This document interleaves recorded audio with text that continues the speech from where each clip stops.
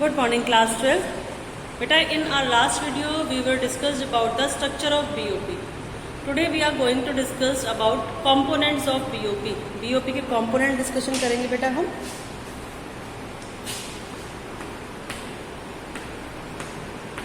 Components of BOP, balance of payment account. तो हमारे BOP के बेटा दो कंपोनेंट्स हैं. First current account,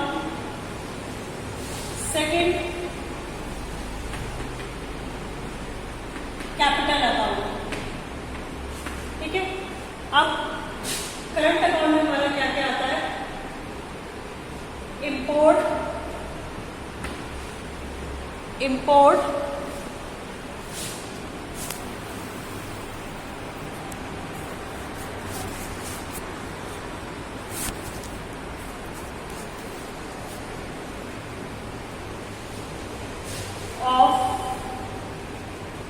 import and export of goods. Okay. Import and export of services. और at last unilateral transfers. Import exports of goods is also called visible trade. Import exports of services is also called invisible trade. And unilateral transfers हमारी क्या होती है? One sided transaction. One side transaction. Capital account के जो हमारे components हैं वो हमारे क्या है? Investment to and from abroad. फिर बोरोविंग्स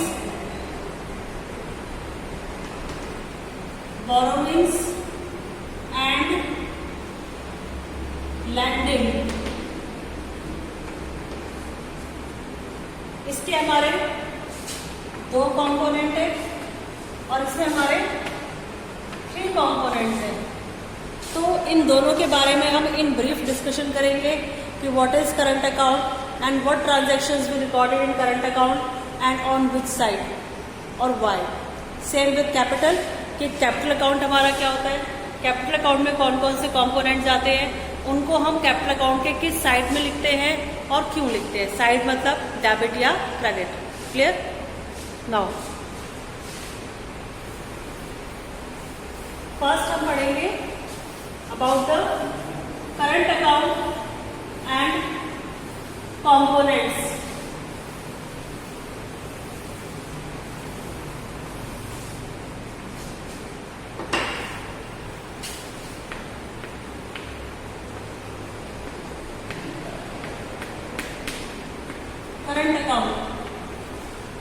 करंट अकाउंट में हमारी वो सारी ट्रांजैक्शंस इन्वॉल्व करी जाती हैं जिनसे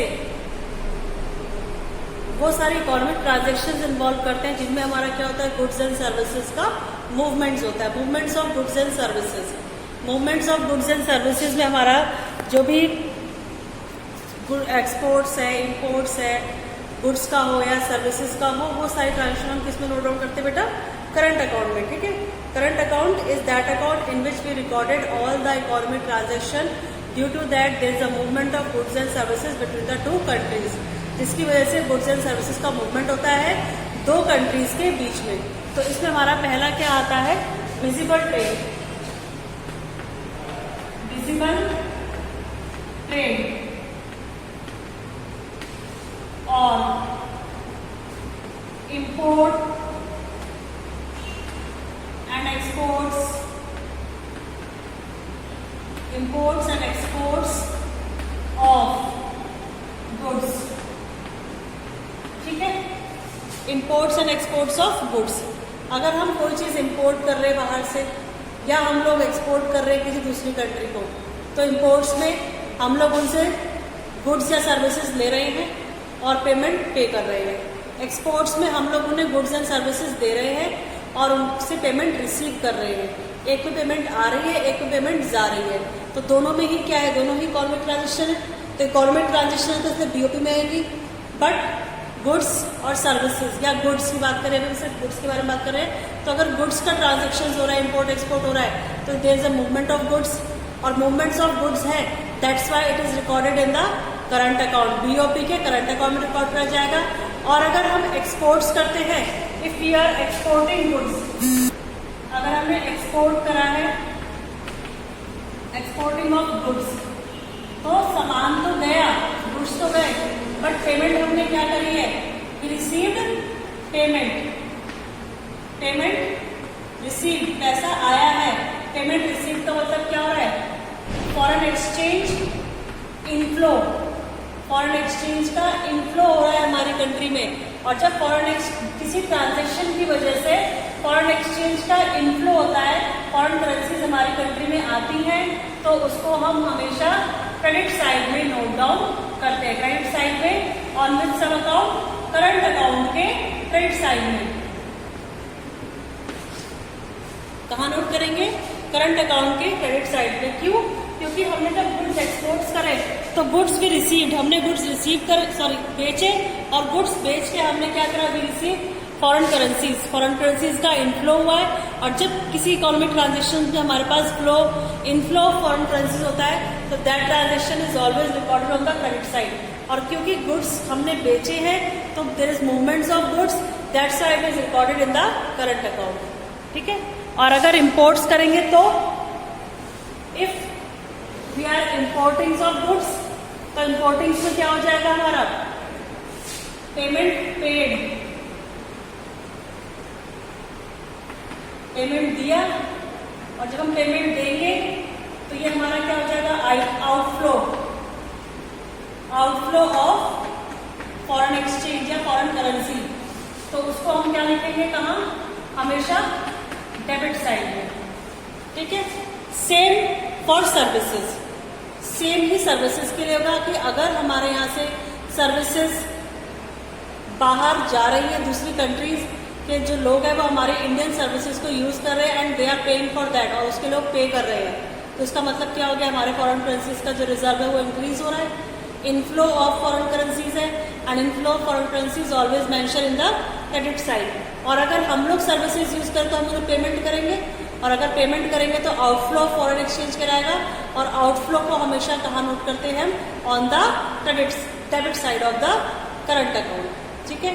फिर लास्ट हमारा आता है इसमें इसका पार्ट, यूनिलेटरल ट्रांसफर्स।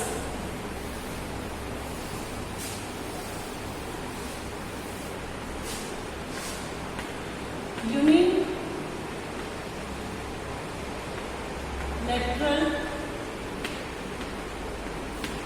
ट्रांसफर्स, जिसको हम वन साइड ट्रांजैक्शन भी कहते हैं। One side transaction, for example gifts, workers remittances, workers remittances, grants और डोनेशन। तो इस टाइप की जो ट्रांजैक्शन है, ये सारी हमारे क्या है, वन साइड ट्रांजैक्शंस हैं। कहीं से कोई गिफ्ट रिसीव करें तो दूसरी कंट्री से, तो गिफ्ट है, गिफ्ट वापस नहीं करा जाता। वर्कर्स रेमिटेंसीज है, किसी फैमिली का कोई मेंबर बाहर रह रहा है, आउट ऑफ द कंट्री, वहाँ कमा रहा है, वहाँ से अपनी फैमिली के लिए पैसा भेज रहा है, तो ये वापस नहीं जाएगा। ग्रांट्स, डोनेशंस, अगर कोई दूसरी कंट्री हमारी फाइनेंशियली हेल्प कर रही है ड्यू टू एनी रीजन, तो फाइनेंशियली हेल्प कर रही है, अपनी मर्जी से पैसा दे रही है, जो हमें वापस नहीं करना है, तो ये भी हमारी सारी क्या वन साइड ट्रांजेक्शन है। तो वन साइड ट्रांजेक्शन अगर हमारी तरफ से दूसरी कंट्री में हो रही है, अगर हम लोग कर रहे हैं वन साइड ट्रांजेक्शन दूसरी कंट्री में, तो ये क्या हो गया, वो क्या कहलाएगा, आउटफ्लो ऑफ फॉरेन करेंसीज, यानी फॉरेन करेंसीज जा रही हैं, तो वो कहाँ लिखा जाएगा, करंट अकाउंट के डेबिट साइड में। लेकिन अगर हमारे यहाँ unilateral transaction, one side transaction हमारे यहाँ आ रही है ग्रांट्स एंड डोनेशन के रूप में, वर्कर्स रेमिटेंसेस के रूप में या गिफ्ट्स के रूप में हमारी कंट्री में आना हो रहा है, यानी कि that is called inflow foreign currencies. Foreign currencies का इनफ्लो है, और जब फॉरेन करेंसीज का इनफ्लो होगा तो वो हम कहाँ रिकॉर्ड करेंगे? करंट अकाउंट के क्रेडिट साइड में। ठीक है बेटा, तो ये हमारा यूनिलेटरल ट्रांसफर्स है, करंट अकाउंट के हमारे कंपोनेंट्स थे। नेक्स्ट हमारा आता है कैपिटल अकाउंट। बस आपको इतना ध्यान रखना है कि कौन सी ट्रांजैक्शन किस सब अकाउंट में आएगी और किस साइड आएगी और क्यों आएगी।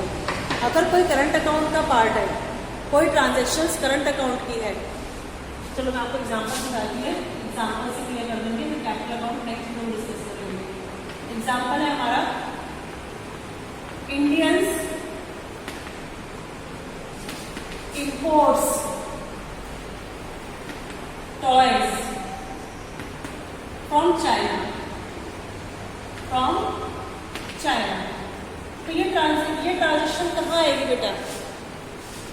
किस सब अकाउंट में आएगी और किस साइड में आएगी? This transaction will be recorded in current account. Reason देना पड़ेगा why, because there is movement of goods and services between two countries,